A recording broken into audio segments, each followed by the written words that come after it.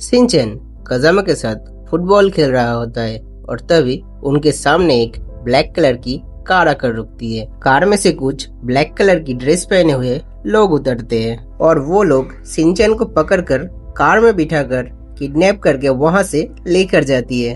अगले सीन में हमें दिखता है कि मसाओ चुपचाप एक कोने में बैठकर आईचैन को देख रहा होता है और मन मन में मुस्कुरा रहा होता है। और फिर मसाओ देखता है कि आईचैन की एक रिंग वहां पर खेलते खेलते गिर जाती है और तभी मसाओ जाकर वो रिंग को उठाता है और फिर मसाओ उस रिंग को उठाकर आईचैन के पास जाने लगता है। तभी मसाओ दिखता है आईचैन की बॉडीगार्ड आकर आईचैन को कार में बैठाकर वहां से ले जाती है।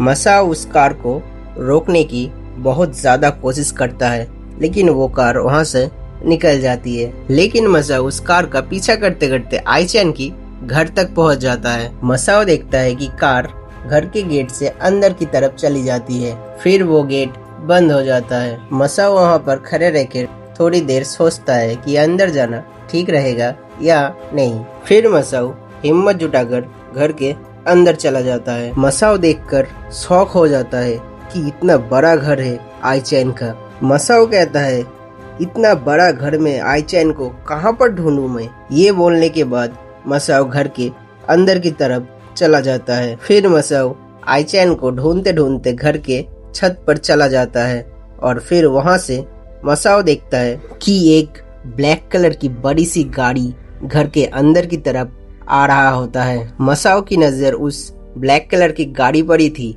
और फिर मसाओ देखता है कि कुछ लोग उस गाड़ी से नीचे उतर रहे हैं और एक बच्चे को भी साथ में लेकर उतर रहे हैं। मसाओ मन मन में सोचता है कि इस लड़के को कहीं तो देखा है और फिर मसाओ को सिंचैन का चेहरा दिखता है। मसाओ कहता है ये तो सिंचैन है लेकिन ये लोग सिंचैन को क्यों पकड़ के ले जा रहे हैं। और फिर वो लोग सिंचैन को पकड़कर एक कमरे में बंद कर देता है। ये सब कुछ मसाओ ऊपर से देख रहा होता है और फिर कुछ देर बाद मसाओ नीचे जाकर उस कमरे में ताकाझाकी करने लगता है और तभी देखता है कि एक खिड़की खुली हुई है।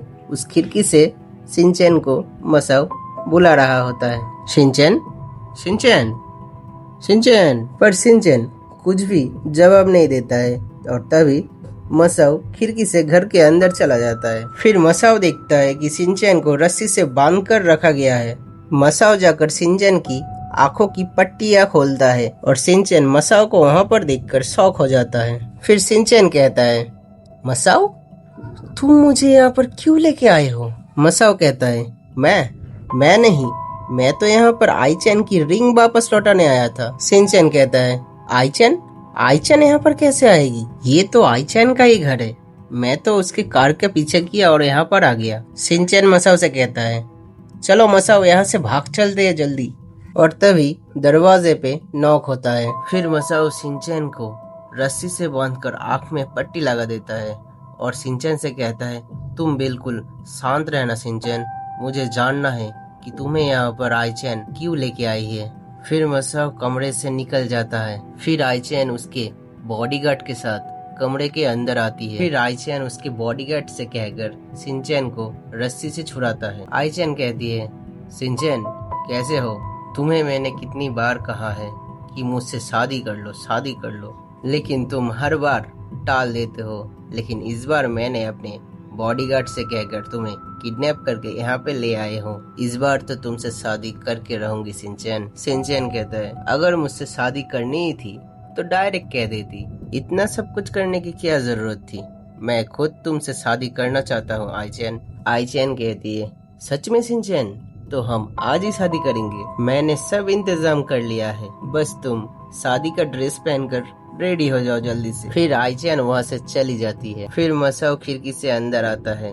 मसाओ कहता है सिंचैन तुम सच में आईचैन से शादी करोगे। सिंचैन कहता है मसाओ मैंने तो झूठ बोला है, चलो यहाँ से जल्दी भाग चलते हैं। मसाओ कहता है पर मैं तो आईचैन से शादी करना चाहता हूँ सिंचैन। और दूसरी तरफ आईचैन शादी की तैयारी कर रही है। तभी यहाँ पर आईचैन के डैड आ जाते हैं और वो कहते हैं सुनो बेटी, तुमने शादी करने का मन तो बना लिया है, लेकिन हमारे परिवार में रिवाज है कि एक सदस्य बस एक ही शादी कर सकता है। अगर शादी के बाद पति पत्नी अलग हो जाते हैं तो हमारे परिवार से उस सदस्य को निकाल दिया जाता है। इसलिए शादी के बारे में और एक बार सोच लो बेटी आईचैन। हाँ डैड, आप टेंशन मत कीजिए, मैं और सिंचन जिंदगी भर साथ में रहेंगे। फिर शादी का वक्त हो जाता है। आईचैन बॉडीगार्ड से कहकर सिंचन को ले आने के लिए कहती है और फिर आईचैन और सिंचन की शादी बहुत धूमधाम से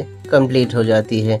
उसके बाद आईचैन जब सिंचन को अपने सर से टोपी हटाने के लिए कहता है तब सिंचन टोपी नहीं हटाता है।